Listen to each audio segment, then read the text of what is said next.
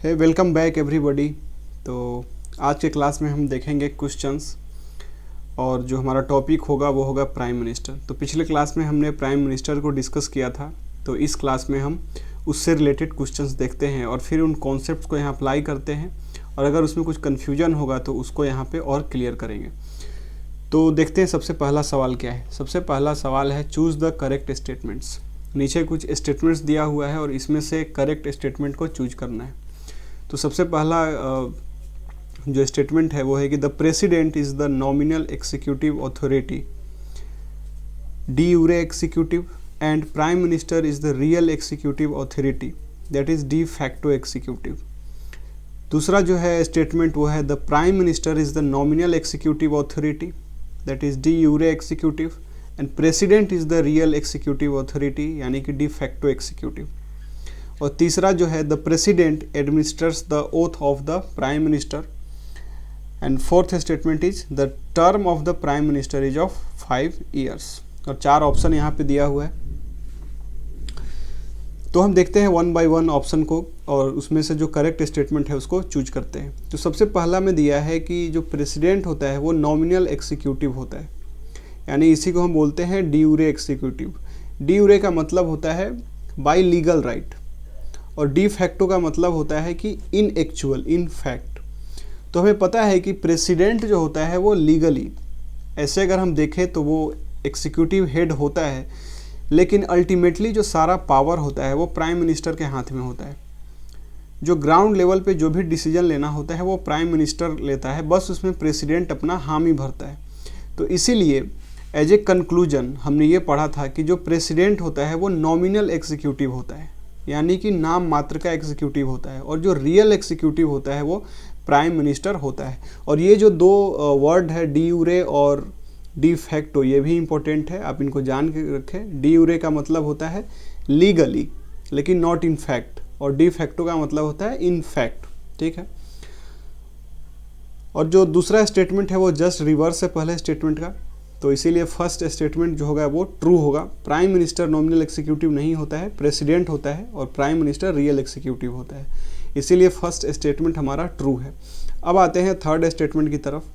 The president administers the oath of the prime minister. ये बिल्कुल सही बात है, हमने देखा था कि जो प्राइम मिनिस्टर को ओथ दिलवाने का काम करता है वो प्रेसिडेंट का होता है, तो ये भी सही स्टेटमेंट है। तो पहला सही, तीसरा सही। फोर्थ स्टेटमेंट है the term of the prime minister is of 5 years। ये बहुत ही एक इम्पॉर्टेंट स्टेटमेंट है और कन्फ्यूजिंग भी है। आपको लग सकता है कि प्राइम मिनिस्टर का टर्म 5 years होगा, और मुझे पूरा उम्मीद है कि ज़्यादातर लोग इसका जो ऑप्शन होगा वो फोर्थ स्टेटमेंट को भी सही मानेंगे, लेकिन ये बिल्कुल गलत स्टेटमेंट है, क्योंकि पूरे कॉन्स्टिट्यूशन में कहीं भी ऐसा मेंशन नहीं किया गया है कि प्राइम मिनिस्टर का टेन्योर कितने टाइम का होगा। जो टेन्योर होता है वो एक गवर्नमेंट का होता है कि जब लोकसभा का इलेक्शन होता है उसके बाद जो गवर्नमेंट बनती है उसका कार्यकाल 5 साल का होता है, लेकिन प्राइम मिनिस्टर के लिए कोई ऐसा स्पेसिफिक ड्यूरेशन नहीं है उसके टेन्योर का। वो डिपेंड करेगा कि जो मिनिस्टर्स है या जो भी एमपी चुन के आए हैं वो किसको बनाते हैं, वो चाहे तो बीच में किसी को रिप्लेस भी कर सकते हैं। तो इसीलिए ये बोलना है कि प्राइम मिनिस्टर का 5 years का टेन्योर एक फिक्स टेन्योर होता है, ये बिल्कुल गलत है। अगर कोई पर्सन अगर प्राइम मिनिस्टर बन जाता है तो इसकी कोई गारंटी नहीं है कि वो अगले 5 साल के लिए कंटिन्यू करेगा, जैसे कि ये गारंटी प्रेसिडेंट के केस में है, वाइस प्रेसिडेंट के केस में है कि वो जिस दिन पे ओथ लेगा एज ए प्रेसिडेंट और वाइस प्रेसिडेंट उसके अगले 5 साल तक वो ऑफिस को होल्ड करेगा, लेकिन ऐसा प्राइम मिनिस्टर के केस में नहीं है। जब तक उसके पास मेजोरिटी रहेगा, जब तक एमपीज का उसको सपोर्ट रहेगा, तब तक वो प्राइम मिनिस्टर बनेगा। जिस दिन एमपीज चाह लेंगे कि किसी और को प्राइम मिनिस्टर बनाया जाए वो किसी और को बना सकते हैं। तो इसका मतलब जो करेक्ट स्टेटमेंट है वो स्टेटमेंट नंबर 1 है और स्टेटमेंट नंबर 3 है, तो इसलिए हमारा करेक्ट आंसर होगा ऑप्शन नंबर ए। अब हम बढ़ते हैं नेक्स्ट सवाल पे। नेक्स्ट क्वेश्चन है the prime minister holds office during the pleasure of the president, what does this statement refers. हमने इस स्टेटमेंट को देखा भी है और इसको समझा भी है, तो ये सवाल वहीं से है कि प्राइम मिनिस्टर जो ऑफिस होल्ड करता है वो during the pleasure of the president, इसका क्या मतलब है। अब हम ऑप्शंस को देखते हैं। पहला ऑप्शन है the president can dismiss prime minister at any time. जो दूसरा ऑप्शन है वो है the president can dismiss the prime minister only when the prime minister loses the confidence in the Lok Sabha. See जो होता है as soon as the president resigns from his post the term of prime minister is automatically dissolved. And option number D is the term of the prime minister is determined by the president. अब हम देखते हैं कि जब तक president को ऐसा लगता है कि प्राइम मिनिस्टर सही से काम कर रहा है, अकॉर्डिंग टू कॉन्स्टिट्यूशन जा रहा है, यही मतलब होता है इसका during the pleasure of the president. मतलब जब तक प्रेसिडेंट सेटिस्फाइड है वो तब तक प्राइम मिनिस्टर अपने ऑफिस को होल्ड कर सकता है। तो इसका एक्चुअल में क्या मीनिंग है? तो पहला ऑप्शन ये बोल रहा है कि प्रेसिडेंट को जब भी लगेगा वो प्राइम मिनिस्टर को डिसमिस कर सकता है। ये ऐसा नहीं है। प्राइम मिनिस्टर ऑफिस को होल्ड कर सकता है during the pleasure of president. इसका ये मतलब नहीं है कि प्रेसिडेंट को जब ये लगेगा कि प्राइम मिनिस्टर अब सही से काम नहीं कर रहा है तो उसको अपनी मर्जी से डिसमिस कर देगा। ऐसा बिल्कुल नहीं हो सकता। सेकेंड ऑप्शन क्या है कि the president can dismiss the prime minister only when the prime minister loses the confidence in the Lok Sabha. Confidence in the Lok Sabha का मतलब हुआ मेजोरिटी। जब प्राइम मिनिस्टर मेजोरिटी लूज कर देगा, यानी जो एमपीज है, मेंबर ऑफ पार्लियामेंट्स है, वो अपना सपोर्ट वापस ले लेंगे, तो उस केस में प्रेसिडेंट के पास ये पावर जाएगा कि अब वो प्राइम मिनिस्टर को डिसमिस कर सकता है। लेकिन वो अपने समझ से या सिर्फ उसको लगता है कि प्राइम मिनिस्टर को डिसमिस करना चाहिए तो वैसा नहीं कर सकता है। तो अगेन यहाँ पे आप देख सकते हैं कि एक पपेट टाइप पावर है कि अल्टीमेटली जो डिसमिस करने का काम है वो प्रेसिडेंट का है, लेकिन वो अपने मर्जी से नहीं कर सकता। उसको इंतज़ार करना होगा कि एमपीज क्या सोच रहे हैं इस बात का। ठीक है, तो ऑप्शन नंबर बी जो है हमारा वो करेक्ट होगा। ऑप्शन नंबर सी क्या है? As soon as the president resigns from his post the term of prime minister is automatically dissolved. ऐसा कुछ नहीं है। प्रेसिडेंट का अलग टर्म होता है, प्राइम मिनिस्टर का अलग होता है। इन दोनों का एक दूसरे से कोई लेना देना नहीं है। डी है the term of the prime minister is determined by the president. ऐसा भी नहीं है, प्रेसिडेंट भी ये डिसाइड नहीं करता है।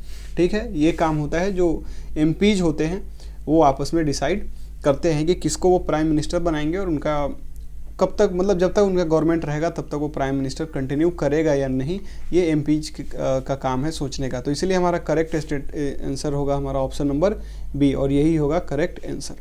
अब अगले सवाल पे चलते हैं। Question number 3, the president is the nominal executive authority, यानी जिसको हम डी यूरे एग्जीक्यूटिव बोलते हैं, ये हमने देखा। The prime minister is the real executive authority, जिसको हम डी फैक्टो एग्जीक्यूटिव बोलते हैं। इसका क्या मतलब है, ये सवाल पूछ रहा है।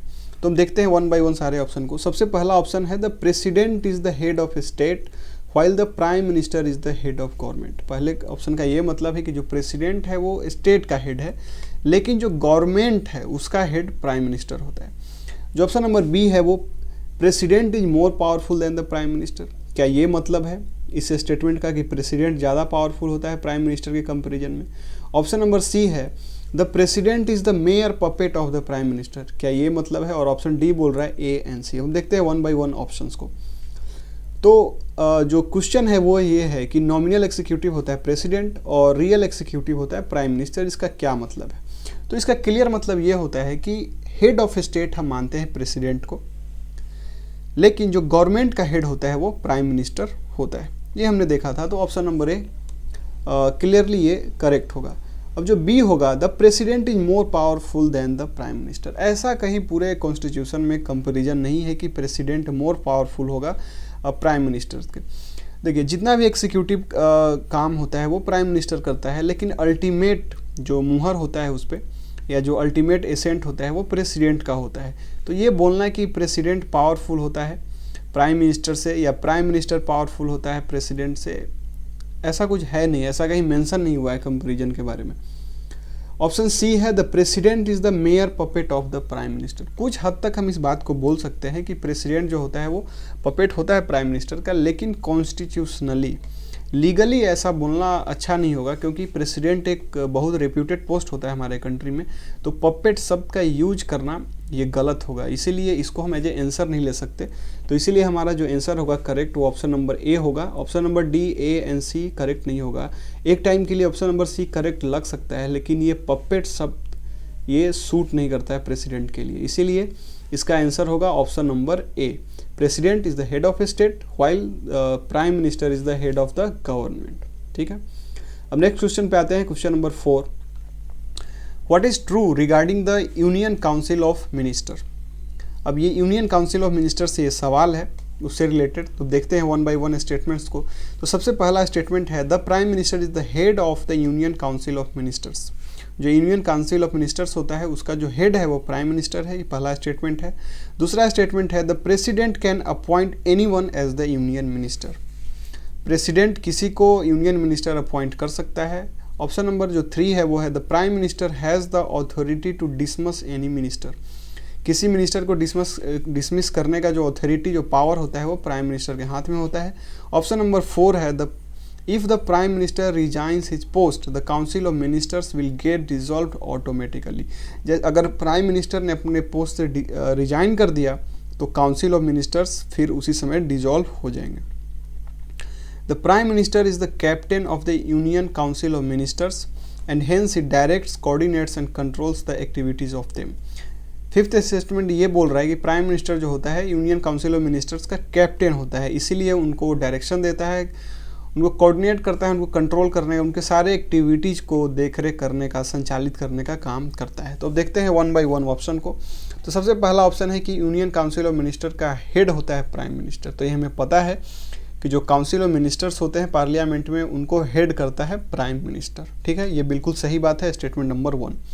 स्टेटमेंट 2 है, the president can appoint anyone as the union ministers. ये सही नहीं है। हमें ये पता है कि prime minister, union of ministers का जो अपॉइंटमेंट का काम होता है वो काम होता है प्रेसिडेंट का। ये हमने जब प्रेसिडेंट का फंक्शनलिटी देखा था तो उस समय भी देखा था। लेकिन इसका मतलब ये नहीं है कि प्रेसिडेंट जिसको भी चाहे उसको उठा के कोई यूनियन मिनिस्टर बना दे। जो एक्चुअल प्रोसेस होता है उसमें ये होता है, और ये हमने देखा भी था पिछले क्लास में, कि जो प्राइम मिनिस्टर है वो रिकमेंड करता है कोई नाम को कि इस एमपीज़ को हम कोई मिनिस्ट्री देना चाहते हैं या कोई भी एक यूनियन मिनिस्टर बनाना चाहते हैं। फिर प्रेसिडेंट अपना उस पर एसेंट देता है और उसको वो चीज़ अपॉइंट करता है। तो ये पूरा का पूरा प्रेसिडेंट के हाथ में नहीं है कि वो किसी को बना दे, वो उसी को बनाएगा जो प्राइम मिनिस्टर द्वारा रिकमेंड किया गया है। ठीक है, अब तो ये जो ऑप्शन नंबर, जो स्टेटमेंट नंबर 2 है वो बिल्कुल इनकरेक्ट है। अब 3 पे आते हैं, the prime minister has the authority to dismiss any minister. ये भी गलत है। प्राइम मिनिस्टर के पास ऐसा कोई फुल टॉस पावर नहीं होता है कि वो किसी मिनिस्टर को डिसमिस कर सकता है। किसी मिनिस्टर को अपॉइंट करने का काम, डिसमिस करने का काम ये प्रेसिडेंट का होता है, लेकिन प्राइम मिनिस्टर का उसमें बहुत इंपॉर्टेंट रोल होता है कि वो रिकमेंड करता है। अगर उसको लगता है कि कोई मिनिस्टर सही से काम नहीं कर रहा है या जो पार्टी का जो वैल्यू है उसके अगेंस्ट वो जा रहा है, तो फिर वो प्रेसिडेंट को रिकमेंड करेगा कि आप इस मिनिस्टर को डिसमिस कर दीजिए। तो ये प्रेसिडेंट उसको डिसमिस कर देगा। तो सम हाउ हम ये बोल सकते हैं कि प्राइम मिनिस्टर किसी को डिसमिस करवा सकता है, लेकिन लीगली, कॉन्स्टिट्यूशनली ऐसा बोलना कि प्राइम मिनिस्टर के पास ही अथॉरिटी होता है डिसमिस करने का, हम ऐसा नहीं बोल सकते, क्योंकि प्राइम मिनिस्टर सिर्फ रिकमेंड कर सकता है, उसको डिसमिस करने का अथॉरिटी प्रेसिडेंट के पास होता है।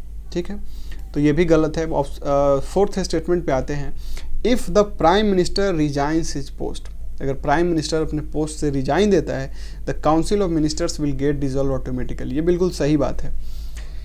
जो भी काउंसिल ऑफ मिनिस्टर्स होते हैं वो प्राइम मिनिस्टर के अंडर में होते हैं। प्राइम मिनिस्टर उनका कैप्टन होता है, उनका हेड होता है, और जैसे ही प्राइम मिनिस्टर पोस्ट से रिजाइन किया, सारे मिनिस्टर ऑटोमेटिक डिसॉल्व हो जाते हैं। लेकिन इसका ये सेंस समझना कि गवर्नमेंट ख़त्म हो जाती है, सरकार गिर जाती है, ये गलत है। सरकार नहीं गिरेगी, काउंसिल ऑफ मिनिस्टर्स और प्राइम मिनिस्टर ख़त्म हो जाएंगे। फिर से जो एमपीज है या जो जिसका गवर्नमेंट था वो आपस में डिसाइड करके वापस से फिर से नए नए मिनिस्टर्स बनाएंगे और किसी एक एमपी को प्राइम मिनिस्टर बनाएंगे। ठीक है, तो 4th स्टेटमेंट बिल्कुल करेक्ट है। तो 1st करेक्ट है, 4th करेक्ट है। अब 5th पे आते हैं, the prime minister is the captain of the union council of ministers and hence he directs, coordinates and controls the activities of them. ये हमें पता है कि जो प्राइम मिनिस्टर होता है वो कैप्टन होता है और वो उनको कंट्रोल करने का काम वही करता है। ठीक है, तो 5th भी सही है। तो जो हमारे पास करेक्ट स्टेटमेंट है वो है 1st, उसके बाद 4th और 5th, यानी 1 4 5 ऐसा कोई ऑप्शन नहीं है। तो यहाँ पे एक मिस्टेक हो गया मेरे से ऑप्शन देने में, लेकिन करेक्ट इसका आंसर होगा स्टेटमेंट नंबर 1, स्टेटमेंट नंबर 3 नहीं होगा, statement number 4 and statement number 5, 1, 4, 5। तो ये ऑप्शन नंबर बी हो सकता था, लेकिन 3 ये गलती से यहाँ पे हो गया। ठीक है, चलिए आगे बढ़ते हैं। अब नेक्स्ट क्वेश्चन पे आते हैं। Who is the channel between the president and the council of ministers. ये बहुत ही आसान सवाल है कि प्रेसिडेंट और काउंसिल ऑफ मिनिस्टर्स के बीच एक मीडियम का काम या चैनल का काम कौन करता है। तो है cabinet minister, prime minister, vice president, speaker of Lok Sabha. तो काफ़ी सिंपल सा आंसर है इसका, prime minister.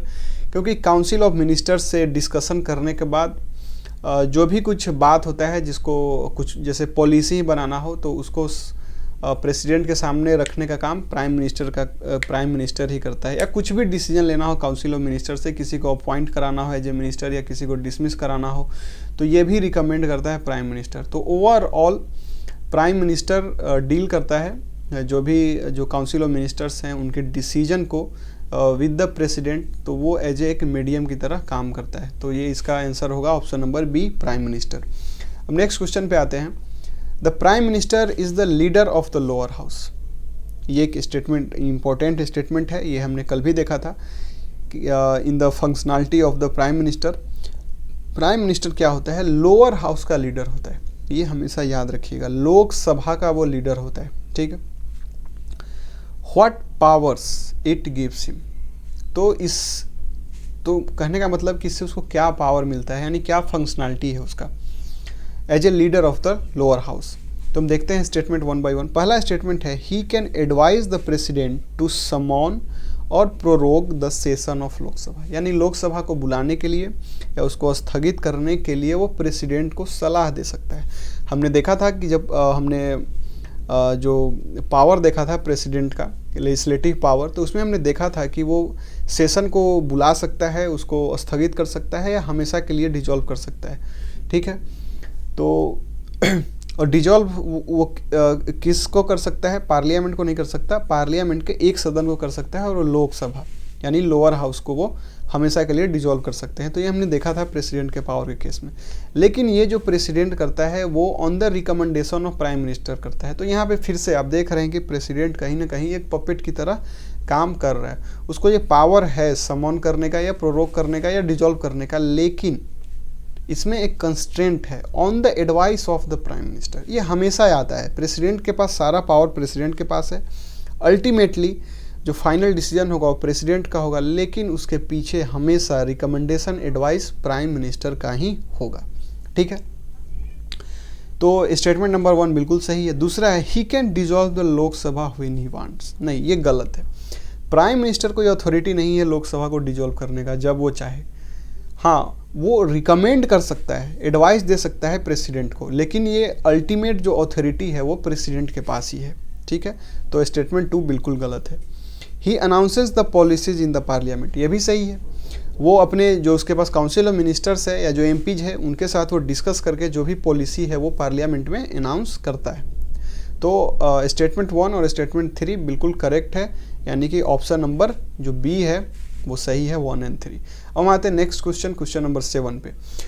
Who is the chief spokesperson of government. Government का चीफ स्पोक्स पर्सन कौन होता है। ये देखिए, ये सब बहुत छोटा छोटा पॉइंट है, लेकिन इंपॉर्टेंट फैक्ट है, और ये क्वेश्चन में आ सकता है एज इट इज, एग्जाम्स में एज इट इज आ सकता है। तो who is the chief spokesperson of government. Government का चीफ स्पोक्स पर्सन कौन होता है, तो वो होता है prime minister, option number B. ठीक है, क्योंकि यही सारे मुद्दे को पार्लियामेंट में यही रखता है प्राइम मिनिस्टर। ठीक है, तो इसका होगा ऑप्शन नंबर बी। अब आते हैं क्वेश्चन नंबर 8 पे। If any functionary under our constitution is to be compared with the US president he is. मतलब कोई भी अगर फंक्शनरी हो, कोई भी एक ऐसा पोस्ट हो, अगर उसके हम फंक्शन को कंपेयर करें यूएस प्रेसिडेंट के फंक्शन से, तो हम उसको किसके इक्विवेलेंट मान सकते हैं अपने। पहला ऑप्शन है प्रेसिडेंट, दूसरा है द प्राइम मिनिस्टर, तीसरा है the governor of state, and fourth है चीफ मिनिस्टर ऑफ स्टेट। तो आपको पता है कि जो प्रेसिडेंट है, हमने ये देखा भी था कि प्रेसिडेंट के फंक्शन में कि जो इंडिया का प्रेसिडेंट है उसको कंपेयर करना अमेरिका के प्रेसिडेंट से ये गलत होगा, क्योंकि हमारे यहाँ जो प्रेसिडेंट है वो जो होता है वो एक्चुअल एग्जीक्यूटिव हेड नहीं होता है, ठीक है। लेकिन जो प्रेसिडेंट होता है यूएसए का वो एक्चुअल में क्या होता है, वो डी फैक्टो एग्जीक्यूटिव हेड होता है। लेकिन हमारे यहाँ जो प्राइम मिनिस्टर है वो होता है डी फैक्टो एग्जीक्यूटिव हेड। तो जैसा हम फंक्शनिंग हमारे यहाँ प्राइम मिनिस्टर का है, सेम फंक्शनिंग अमेरिका में प्रेसिडेंट का है। लेकिन अपने यहाँ के प्रेसिडेंट को अगर हम कंपेयर करें तो ये हम कंपेयर कर सकते हैं इंग्लैंड के किंग जैसा, ठीक है। सी है द गवर्नर ऑफ स्टेट, ये तो आ नहीं सकता कि गवर्नर एक स्टेट तक है और चीफ मिनिस्टर भी एक स्टेट तक है, तो ठीक है। तो पूरे कंट्री का, यूनियन का डिसीजन प्राइम मिनिस्टर लेता है, वैसे ही यूएस में प्रेसिडेंट लेता है। तो इन दोनों को हम कंपेयर कर सकते हैं। तो इसका आंसर होगा ऑप्शन नंबर बी। अब आते हैं क्वेश्चन नंबर 9 पे। The prime minister is head of which of the following organisations. पहला NITI Aayog, national development council, national integration council. तो इन तीनों का हेड होता है प्राइम मिनिस्टर। अब ये तीनों बॉडी क्या है फिलहाल के लिए अभी आप जान ले। ऐसा सवाल आपसे सीधा आ सकता है कि नीति आयोग, जिसको हम पहले प्लानिंग कमीशन भी बोलते थे, तो इसका हेड, इसको हेड कौन करता है। सिंपल ऐसे सवाल आ सकता है। तो अभी के लिए इसको आप दिमाग में रखें।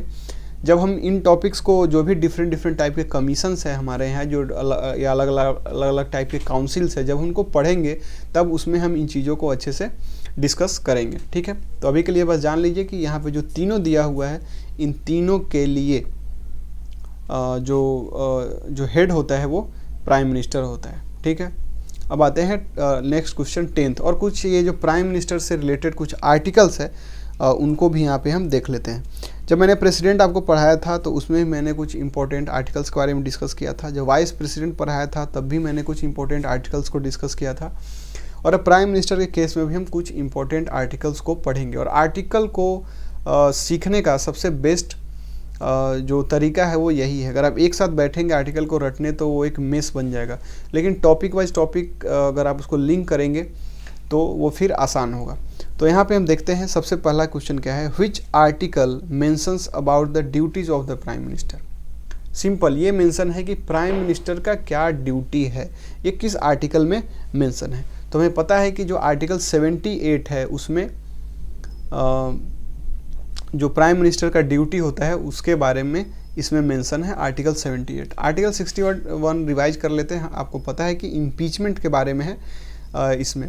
और आर्टिकल 74 क्या है वो आगे हम देखेंगे, ठीक है। नेक्स्ट क्वेश्चन है, who will appoint the prime minister and the council of ministers is mentioned in which article.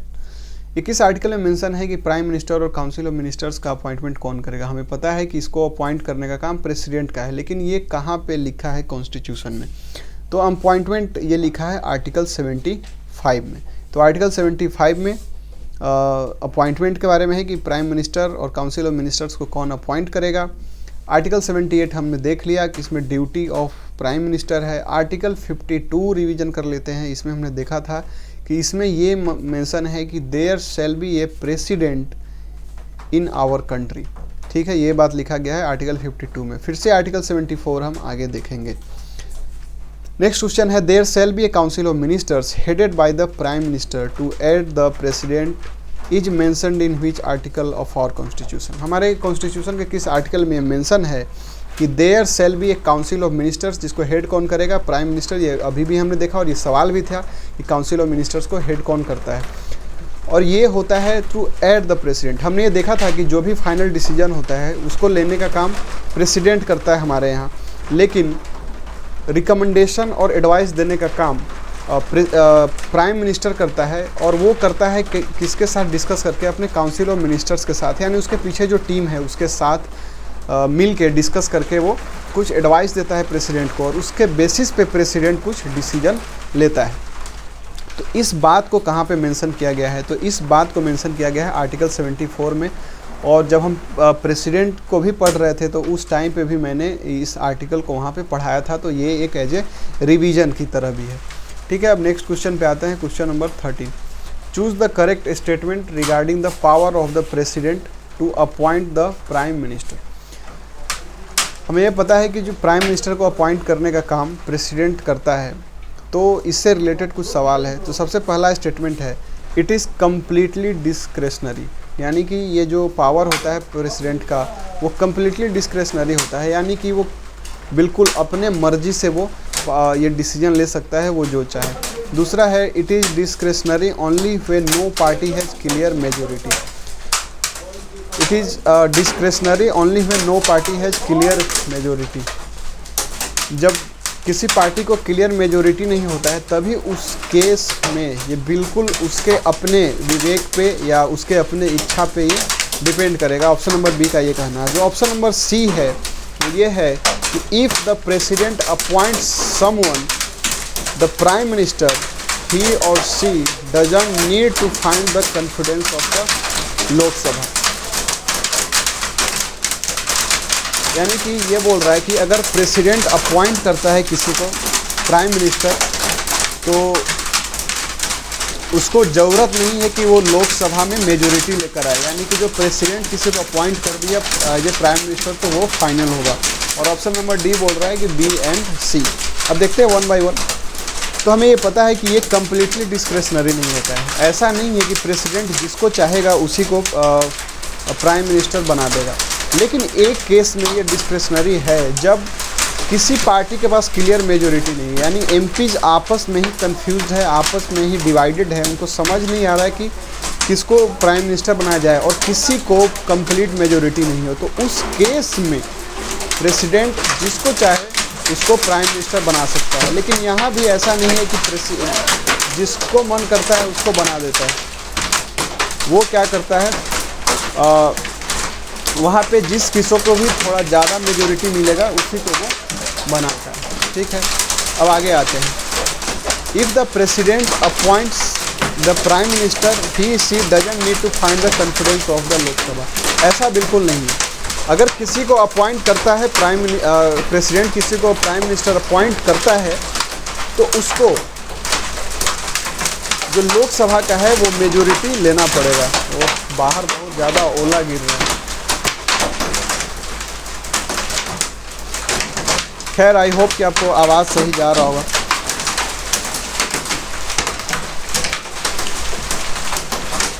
तो सी ऑप्शन है ये आपको थोड़ा कंफ्यूज कर रहा होगा।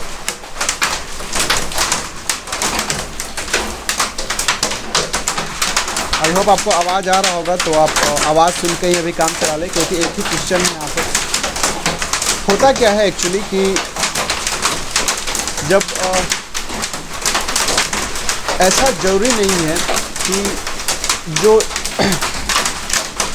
इलेक्ट होकर जाए एमपी वही प्राइम मिनिस्टर बन सकता है। कोई ऐसा भी पर्सन जो कि या तो लोकसभा या राज्यसभा का बस मेंबर है उसको भी प्रेसिडेंट प्राइम मिनिस्टर बना सकता है, लेकिन इसमें कंडीशन है कि उसको 6 महीने के भीतर मेजॉरिटी हासिल करना होगा लोकसभा में।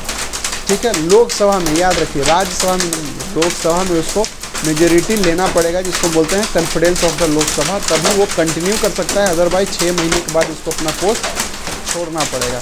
तो इसीलिए यहाँ पे जो करेक्ट स्टेटमेंट होगा वो होगा ऑप्शन नंबर बी।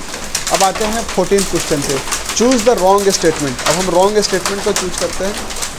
सबसे पहला स्टेटमेंट है, a person who is not the member of parliament can be the prime minister for maximum period of 6 months। B जो है, a member of Lok Sabha can be appointment as the prime minister even before no majority. Both are wrong, none is wrong. अब देखते हैं one by one समझते हैं इसको।